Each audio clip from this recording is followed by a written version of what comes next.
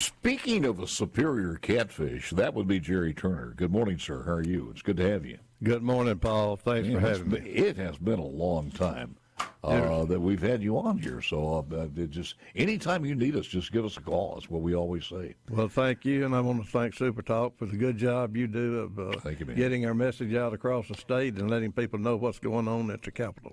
You've done a great job over the years, and this one, does it seem like it's longer than normal? I know it's longer than it's 4 months, but it seems like it's even longer than 4 months. We've been doing this since Christmas season was over and the start of January and the new year, but it just seems like it's about ready for Christmas again.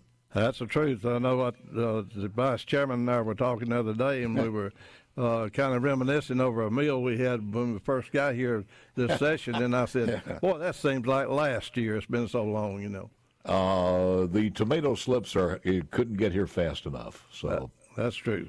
I don't think anybody knows what we're talking about anymore. That was a long time ago. Let's talk about as a chair of insurance. First of all, and we had Mike Chaney on. I'm not sure if you caught that one or not, but he kind of explained this as far as the roof and everything that's going on as far as the roof coverage and the new rules that are coming out or whatever. Can you speak to that? What do you want me to do? You want me to straighten out what Mike messed up? Yeah, just and this is going to take most of the program, of course, and I understand that, but that's just normal. So, if you want to go on and speak to that situation, because I think we do have a bill somewhere in the works for this. Or you are talking about House Bill 1408. There you go. Yes, sir. Yes, sir. Paul, that has got to be one of the most one of the best consumer protection policies that I've seen in a long time. Mm-hmm. We dealt with transparency and accountability for years as I was chair of accountability, and we thought we passed some good legislation through there, but I will tell you, this will rank right up there with about anything we passed in accountability. Because now, explain that, bill. Okay.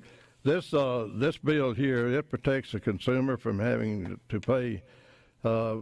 They can cancel their contract with a contractor within 3 days after they sign the contract. They have that much time to think on it and to consult their insurance company and to decide whether or not they have a good contract, or if they have any questions about that, or they feel they need to negotiate further on it, well, they can do so. They have 3 days to do that. That gives contract for work, contract for the house, or what are we talking about? That's contracting on the roof. We're speaking on the roof. Yes, okay. I got you. Paul, this is one of the greatest costs that the insurance companies have today in casualty costs is in the roofs. We have the hurricanes and we have storm damage and wind damage, but the hurricanes and the hail damage that we receive, it does more damage to roofs than anything else. And so we have a lot of storm chasers that go out and they chase these probabilities and possibilities that they have, after a storm is wrecked and delivered havoc on a community or a town, or sometimes for miles of it. And they catch these people at the weak moments of their life when they're caught up in anxiety because of the devastation that they're facing when they wake up one morning, they look and they have water pouring in at their roof, and they think that, well, what am I going to do? And then someone shows up in a pickup truck with blue tarp in the back of it and says, let me patch your roof and let me give you a contract on this, on replacing this roof. And many people, they get taken, they lose to some of these people who are just fly-by-night people that come in here to take it for that purpose. They came here for that purpose, and so they get bad contracts and they do shoddy work and they leave and then the consumer's left with a problem, and then the insurance companies, they have problems getting their house reinsured because it doesn't meet the standards after that, and so this eliminates a lot of that, and it's just a good piece of policy for us to deliver for the people of the state of Mississippi. I remember as a child, so this is nothing new. I remember as a child, my daddy and several people in our neighborhood area were taken by one of these people who said that they could come and spray something on the roof and bring it back to new. And we'll find out later that was just a scam, but it was true then and it is true now. And probably at the top of the list or near are roofs. When people say, look, we can give you a price that's almost half of what everybody else has. You can almost count on it that you're being taken. Absolutely, absolutely. And you know, these people, when they come in, they feed these sometimes people who are not capable of making good decisions on their own. Maybe their children's not there to help them and assist them in making this decision at this time. And they don't have anyone there to guide them through this process. Yeah. Well, they're taken advantage of. And sometimes they go so far as get them to assign their assigned benefits over to them, you know, from the insurance. Yes. Then they become a spokesperson for that insured with the insurance company. And then this is just a runaway train then after that. So this eliminates that. Where is 1408 now? What's the status? Well, 1408 right now, we've had it in conference now for about a week and a half or 2 weeks, and we've had 2 conference reports on it. We signed the last conference report on it yesterday, and hopefully the vice chairman will be presenting that to the House this morning for us to concur with the Senate. Any lobbyists walking up and down the halls want to kill this thing?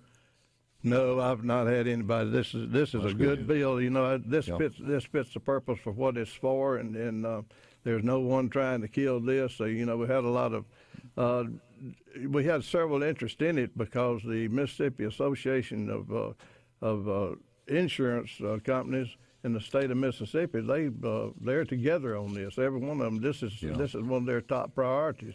And we also had the home builders who were interested in this as well. So we had the professional side of it was interested in getting a good product out. All right. And the insurance too. 1408, if you want to take a look at this. And again, it says basically that it gives the homeowner a chance to come back and cancel it after what? You say 3 days? After 3 days, yeah. That was the last conference report that we signed and one that's final. We had 5 days in there, but somehow or another the code section wouldn't work, so we had to take that out and put 3 days back in it. So that's basically what the last conference report consisted of. I think you've got several other bills that are still kicking through, don't you? Oh yeah, we've had a big year in insurance, Paul. We sent about 17 bills over to the Senate. They sent us some, and so luckily, if we're real lucky and things keep going like they are right now, we're probably going to come out of there with just short of 20 bills that we'll pass and get passed this year. Can you mention some that you're I will, but I would certainly like to come back one day when we got time and go through some of these. Yeah. Some of these bills that we had there, we had the fourth. Let's see, let me get these numbers here so I'll be sure to tell you. But anyway, what it did was 14. Let's see. Oh yeah, 1144. That's the diagnostic and supplemental breast exams. Now, this is for the ladies in our state that doesn't have the money to go back for the extra exams that they might need to prepare them for the proper treatment at the proper time. And so this does away with the copay and the deductible so that they'll be able to go back and afford these exams. I like that. And we also had 1143, which I thought was a great bill, and I think that people in Mississippi is going to appreciate this.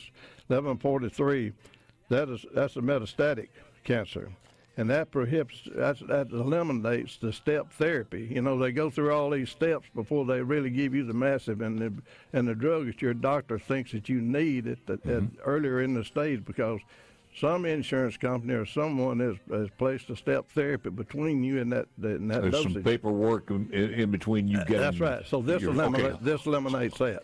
Hold on for the next one. We'll do this when we come back in just a minute with Insurance Chairman Jerry Turner. Limited time with Jerry Turner. Jerry, I was just looking at a list of here, the governor's response deadline, which simply means that it's already through all the process. And then the governor's got to either sign it or not sign it? Yes, sir. That's it. And we have the squatted vehicles bill, the sidearm of retired and deceased officers, Becky Curry's bill.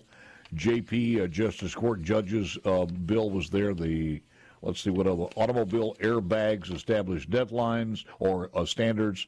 We have an open season revised dates. And there were a couple of other, the sextortion, create crimes for sextortion, which was a Rob Robertson that was alluded to by Thomas Tuggle a few moments ago. So a lot of things are nearing the end and working their way to the governor now. Oh yeah, we've got we get these conference reports worked and get them passed on both sides, and then we'll send them right on to the governor, and the governor will make the final say on it. Let's go on and talk. And if he doesn't sign them, of course, they still become law. He can either veto it or not sign it. Yeah, I think he has 5 days to sign them, and if he doesn't sign them in 5 days, within 5 days, then they become law, or then he can veto them before then. There you go. Okay, any more of these bills that we want to talk about? Yes, sir. I'd have one here that's of great importance to me and the state of Mississippi as well. Most of our fire departments in the state of Mississippi, the majority of our fire departments in the state of Mississippi are volunteer fire departments. And right now we're almost in a crisis. We're having trouble getting people to sign up as volunteers for our fire services that we need for our communities. And Paul, let me tell you, if we fail in our fire departments, we're going to fail drastically in the whole state of Mississippi, because our economic development depends a whole lot upon just how our fire rating is in every community that they look at. And so we need to have the equipment for these fire departments, and we need to have the volunteer firemen to service our needs as far as fire disasters are concerned. And they play a great role because how that fire department is rated within the communities or the small town municipalities or whatever it is, that is, our insurance rates depend highly upon that. True. I mean, if our fire departments are not rated properly, like they should be, then our insurance rates are going to be high. And we're not going to, speaking of economic development, we're not going to have economic development interested in an area that has a low fire protection. Fire protection, it will not protect their interest in their capital investments and the investments of their employees that they depend upon. So this is a program that we have before us this year, and we want to remove, if it's possible, we want to remove that 8th round. They've placed the 8th round in there that has hindered us in some of our areas.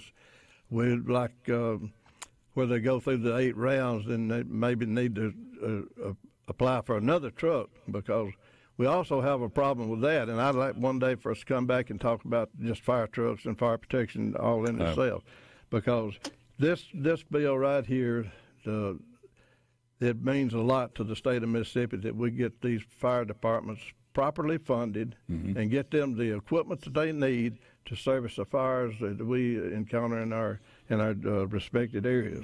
Do a lot of them come and buy used fire equipment because they can't afford a brand new one? Because what does a new one cost now? Well, that's the bad thing about it, Paul. After so many years, we can't use our fire trucks anymore, even if we get them recertified. And that's another thing we need to address in the state of Mississippi. Really? Yes, sir.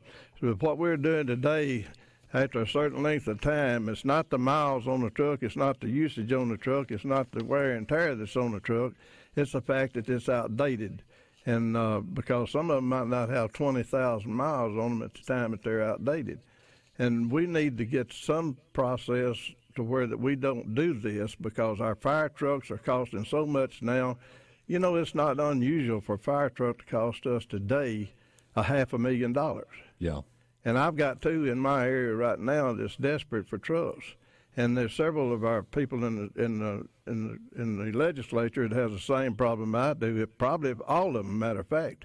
And so these are things that has to be addressed. And so we need to take our fire truck. I didn't realize that. So in other words, in a lot of these towns that don't have a lot of second and third story buildings, and some of the hometowns really don't need the same thing as a Jackson would need, or some place that's got a lot of 2 or 3 story buildings.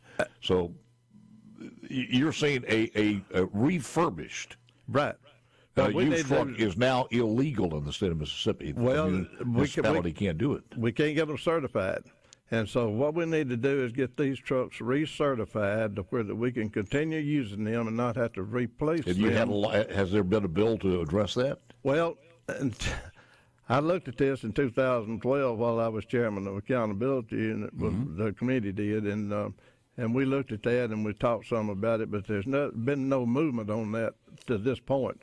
But I would like for us to reconsider that, and I think that the insurance committee would be interested in us having a study on that and seeing what we can do, because we don't need to be selling those trucks to someone else at a discounted price and paying $500,000 for a new truck to replace it with. How many municipalities out there need to update their fire trucks?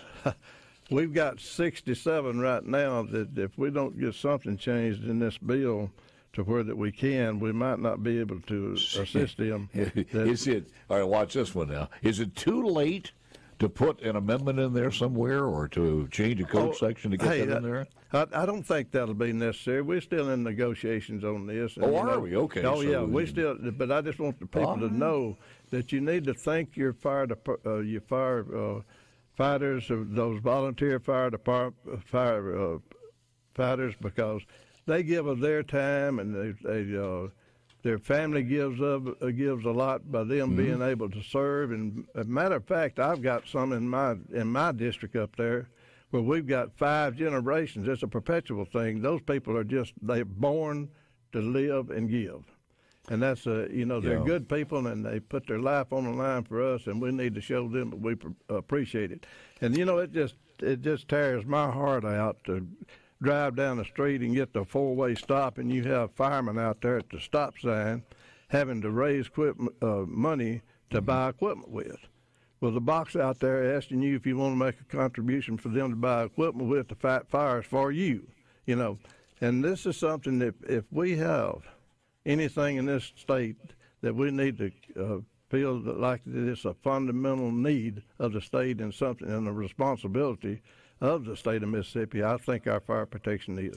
I'm trying to figure out why they wouldn't certify it, or if unless the pumper is so old that it doesn't pump the necessary amount of water or something like that. But if it falls within the specs of today, it's like refurbishing a muscle car and telling you can't get a license for it. It's crazy.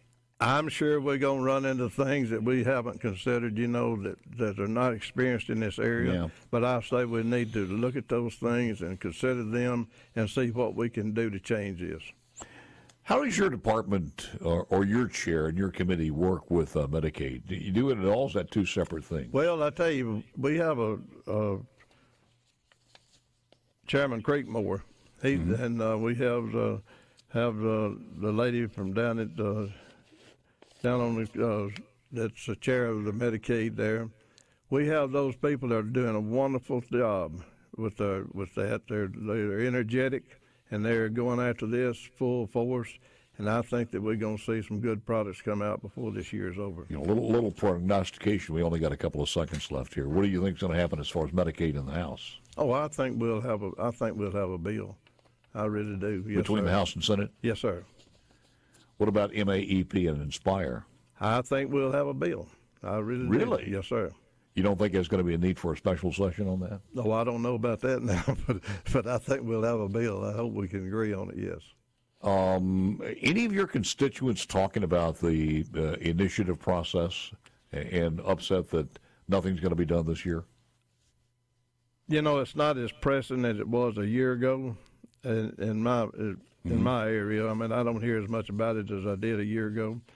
But this is something that we need to give back to the people in some form, without a doubt. Anything else here? Well, we got a couple of seconds. Anything else that you want to clear out? No, I think that we cover it all. All I would like to say, Paul, again, I would like to thank SuperTalk Mississippi for the good job that you do, and just like some of the things that I've been able to share with people this morning that I think will be beneficial. This is a service that we can't rank high enough for the citizens. Well, it's good to hear from the newsmakers instead of hearing it written in a liberal newspaper the other way. Well, let me say this real quick. Only got a couple of seconds, but to you, and you haven't been on in a long time, during the session, and this is something that we should have done at the beginning of the session, anytime anybody who's never been on, Democrat or Republican, man, woman, white, black, brown, fuchsia, it doesn't matter. Anybody, all they got to do is give us a call. We'd be more than glad to get you on. And a lot of times we don't say that enough on this program. And if you've got a story to tell, or you feel your bill is something that you're passionate about, and most of you do, of course, then give us a call. We're here for you. Jerry, thank you, man. Appreciate it very much. Paul, thank you for having me.